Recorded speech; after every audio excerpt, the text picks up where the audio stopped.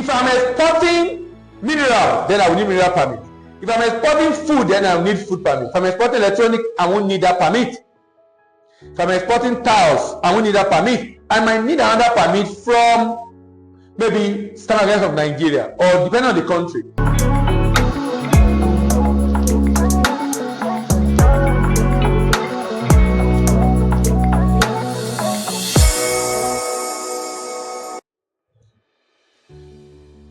Alright, in this video we'll be discussing what the kind of document you require to export from Nigeria. The kind of document you require to export from Nigeria. Or you can call it export documentation. Now, and I'll divide this document into pre and post export. Pre and post export.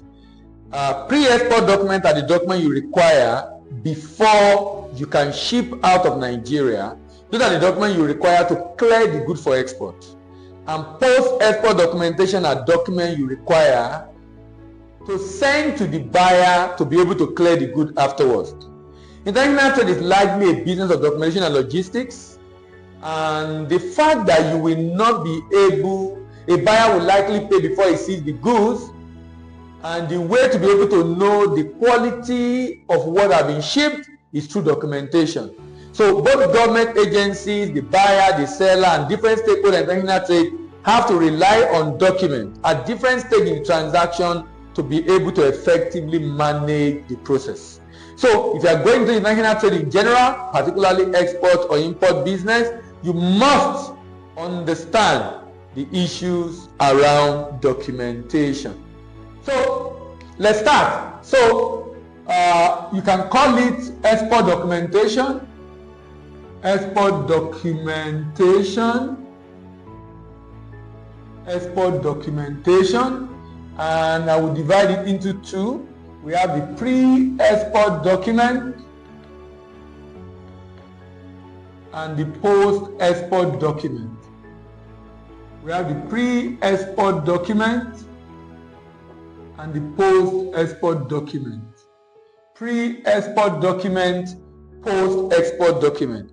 What are pre-export documents? The document required to be processed before you are able to ship. The document you need to process. Now, different countries have different regulations.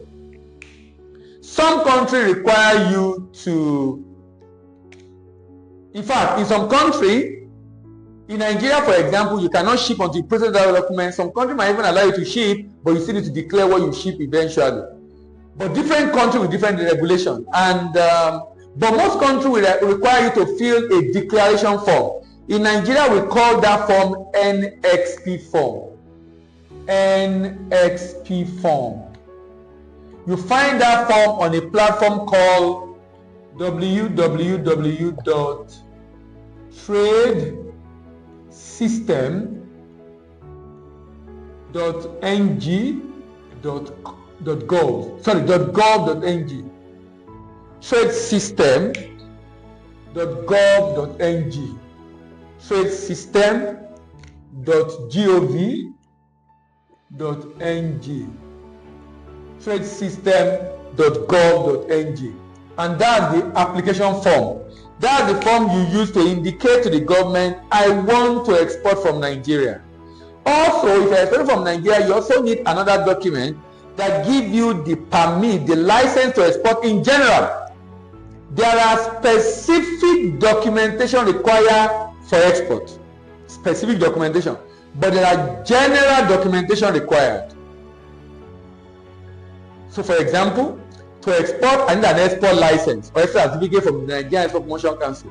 But in addition to that, I also need a permit for certain products like food export, like mineral export from the relevant government agency. So NXP, the next one will be NEPC certificate, or let's call it export certificate. Export certificate. Some people call it export license. Export certificate, and you get this from the Nigerian Export Promotion Council. You can get on their website, nnpc.gov.ng. nnpc.gov.ng. You can get it from the Nigerian Export Promotion Council website. This enables you to be able to export your item out of Nigeria, different items. Like I said, it's also very possible that you need additional certification, which I'll talk about later on. Pro forma invoice. Pro forma invoice, that is the invoice required. This will be prepared by the exporter on his letterhead. That is the invoice you issue before shipment. There is pro forma invoice, there is provisional invoice, there is commercial invoice, there is custom invoice, there is costular invoice. There are different kinds of invoices, but the one you issue before the shipment is called pro forma invoice. It's possible that your pro forma invoice, the value is different from final. For example, if I want to export an item, so recently I wanted to export an item, and we plan to ship 400 cartons of Indomie noodles, among other things, in the container. But 39 cartons could not enter the container. 39 cartons could not enter the container. So you know what that means? What that means is that in our pro forma, 400 cartons of Indomie noodles. In our final, 361 cartons of Indomie noodles. 361 cartons of Indomie noodles. 361 cartons. Why? Pro forma, the initial plan of what you want to export. Final or commercial, the actual invoice for the shipment of the item in question. Now, in addition to this, you will need, in pre-export, you will need RFI, that's PIA-RFI. PIA is the, okay, no, let me do it this way. It's actually RFI form. RFI is request for information form from the PIA. PIA is pre-shipment inspection agent. You know, because if you're coming from Nigeria, government have a designated inspection agent who will come and inspect the goods on behalf of the government and issue a document called CCI, Clean Certificate of Inspection.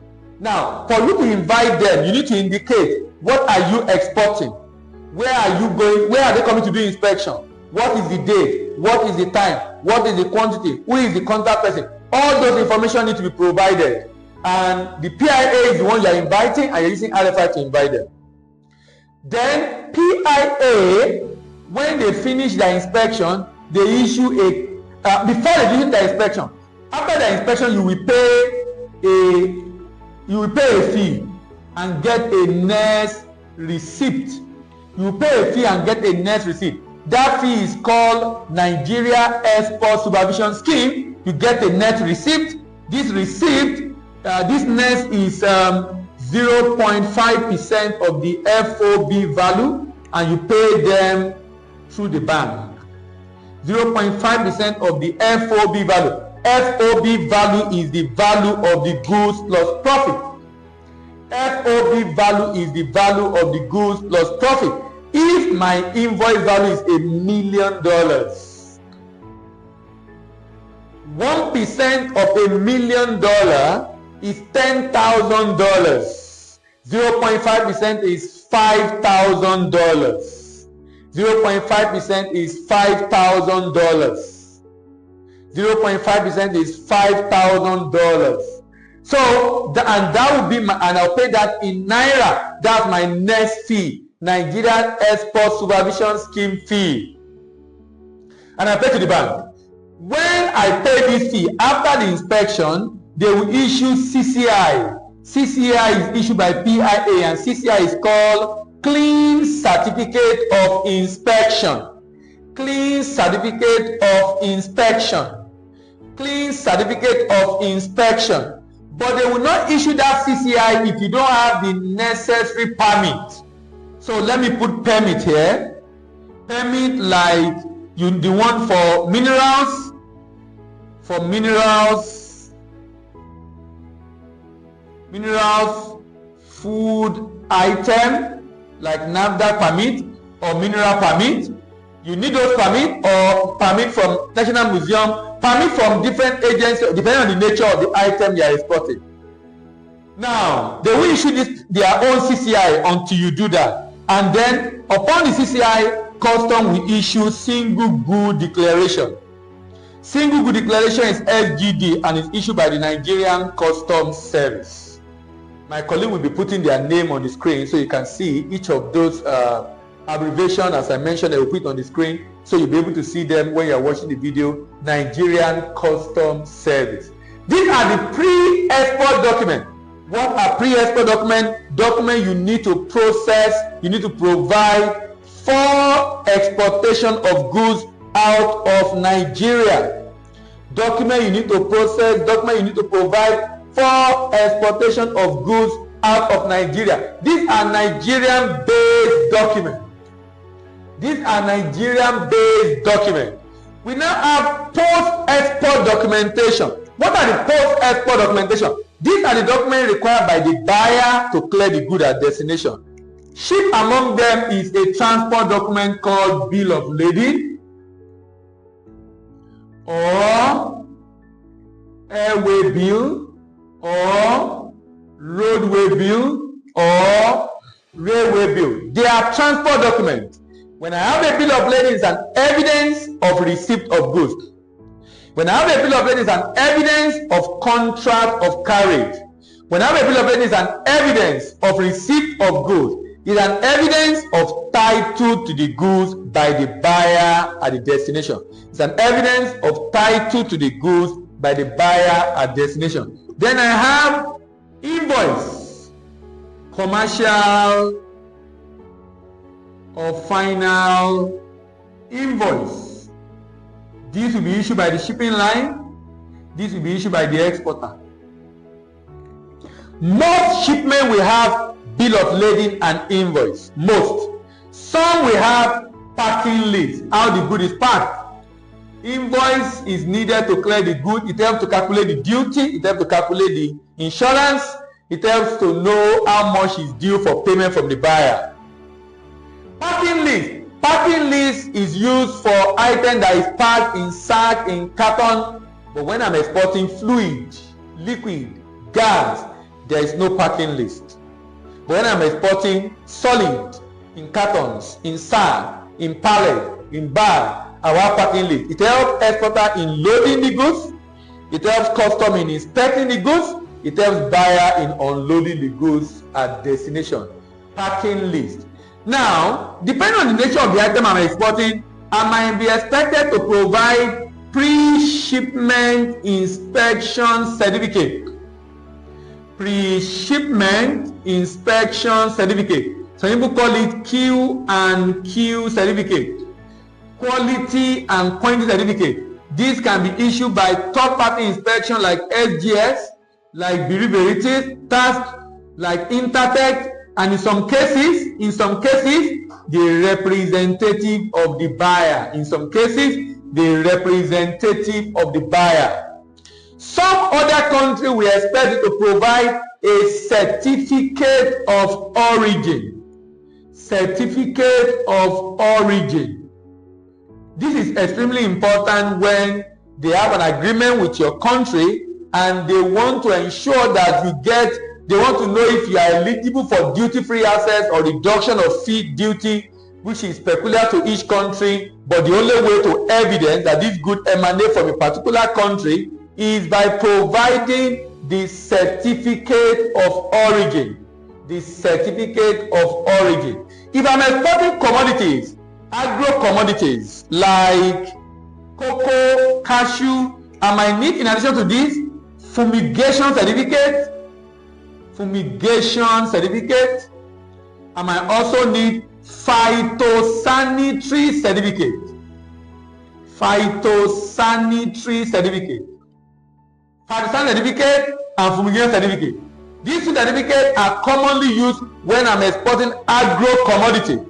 In addition, depending on the agreement between buyer and seller, I might also provide insurance certificate. And many, let me just put ETC.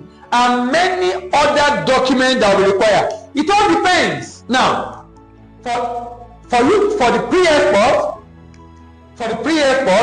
you will not always need this permit. But all other documents, you will need NSP.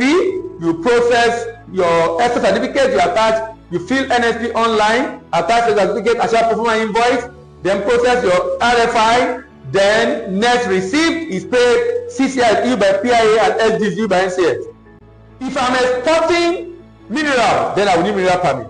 If I'm exporting food, then I will need food permit. If I'm exporting electronic, I won't need that permit. If I'm exporting tiles, I won't need that permit. I might need another permit from maybe Standard Bank of Nigeria, or depending on the country. For post, I will always need bill of lading and invoice. But you see all these documents down, I will only need them depending on the nature of the item. Packing list if the good is packed, pre-shipment inspection if the buyer agree or says he needs that to be issued, and that to confirm quality of the good. Certificate of origin if the country is interested in the source. Fungation certificate, a fire certificate if it is agreed commodity, and insurance certificate if I'm to do insurance because it's a CIF transaction as an exporter. In another video, we look at how all these documents are tied together in a process called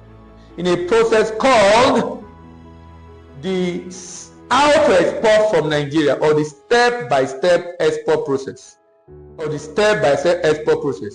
I believe this video has been of immense benefit to you. Thank you very much for stopping by on our YouTube channel today. Drop your comment and question in the comment section.